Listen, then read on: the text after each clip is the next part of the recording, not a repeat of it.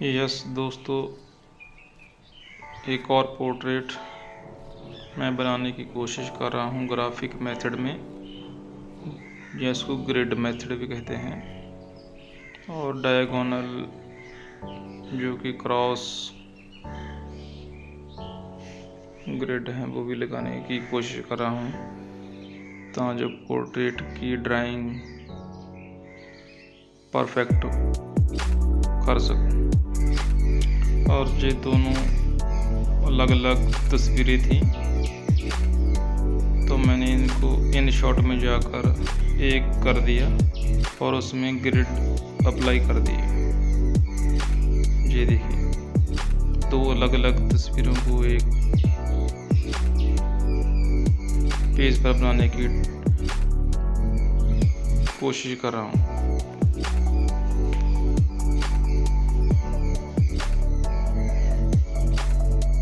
ये देखिए, लड़के की फेस की ड्राइंग।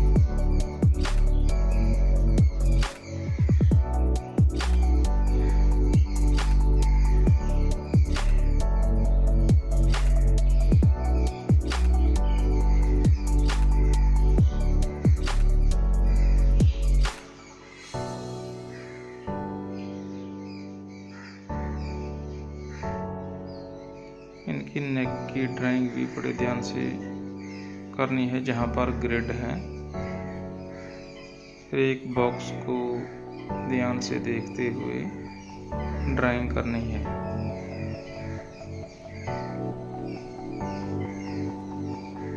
देखो, जो लड़की का दुपट्टा है उसकी भी ड्राइंग पूरी अच्छे से करनी है, तब जाकर पोर्ट्रेट अच्छा बन पाता है।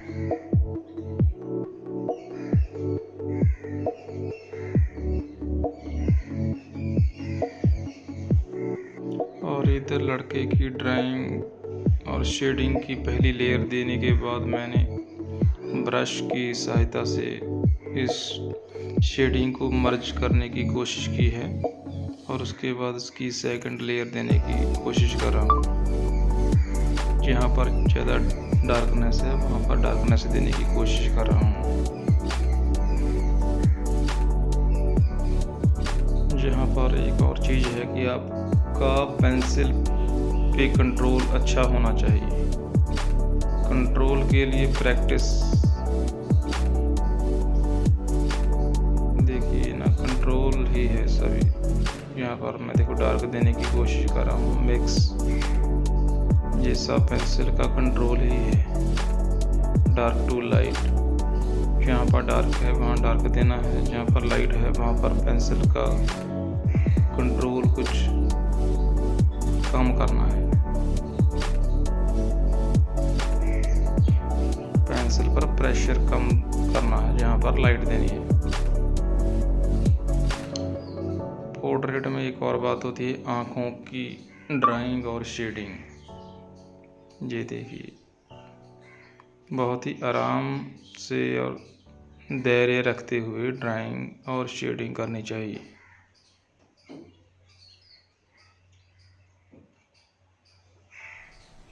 शेडिंग के लिए मैं ज़्यादातर आर्ट लाइन की 10B पेंसिल यूज़ करता हूँ। और ये देखिए ना, आँखों की डेप्थ, जो आँखों की गहराई, light dark, proper drawing, shading, balance, ये सब चीज़ें ज़रूरी होती हैं।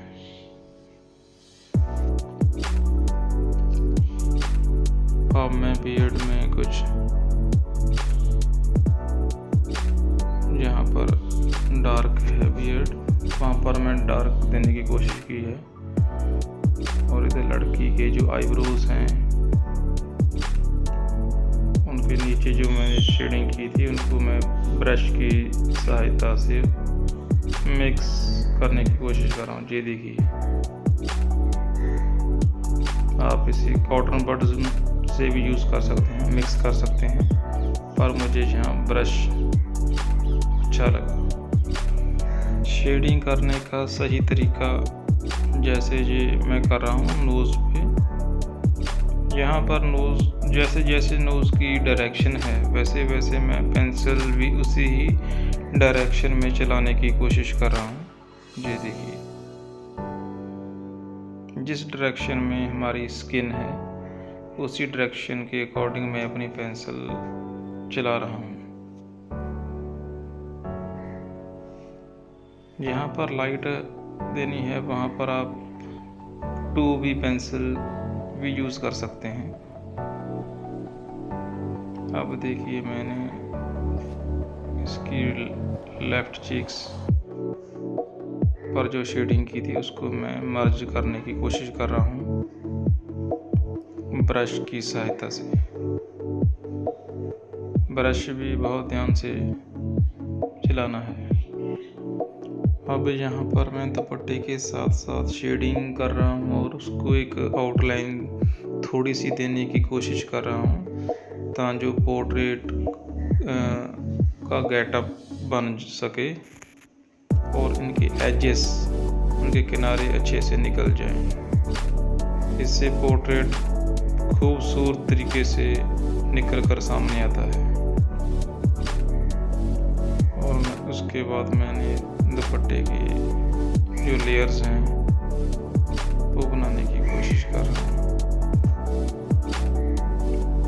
और फिर शेडिंग जैसे जैसे दुपट्टा है वैसे उसके अकॉर्डिंग मैं शेडिंग कर, दुपट्टे की शेप के अकॉर्डिंग मैं शेडिंग कर रहा हूँ। ये देखिए, यहाँ पर मैंने 2B पेंसिल यूज़ की है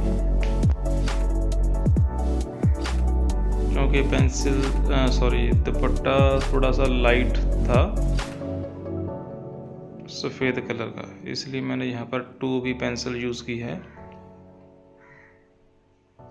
और अब मैंने लड़के की बियर्ड पर को ओरिजिनल टच देने के लिए उसको टॉम्बो इरेज़र पेंसिल से उसके हेयर्स को थोड़ा सा लाइट करने की कोशिश की है ताकि जो बियर्ड को नेचुरल लुक मैं दे सकूं।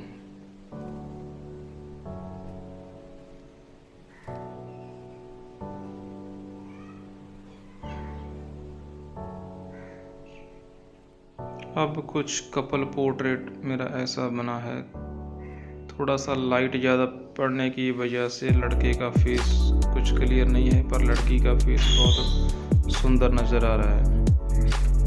अब मैंने बैकग्राउंड देने के लिए अपने जो पेंसिल शार्प की थी उनके ही लेड को यहाँ पर अप्लाई कर रहा हूँ कॉटन की सहायता से।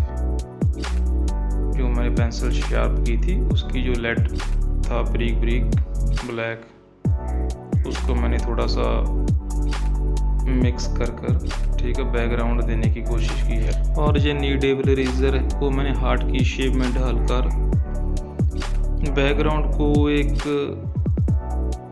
अच्छा सा एक कपल पोर्ट्रेट का इफेक्ट देने की कोशिश की है। ये देखो, हार्ट की शेप में मैंने कुछ ऐसे प्रेस कर रहा हूँ जिससे हार्ट की शेप का कुछ टेक्सचर क्रिएट कर सकूँ ताकि जो पोर्ट्रेट के साथ साथ बैकग्राउंड भी अच्छी होनी चाहिए।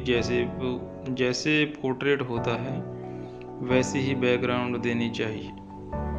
जैसे जी कपल पोर्ट्रेट है ऐसे ही मैंने एक हार्ट शेप की बैकग्राउंड देने की कोशिश की है। दोस्तों, आपको ये पोर्ट्रेट कैसा लगा कृपया आप अपने सुझाव दीजिए कमेंट में जाकर।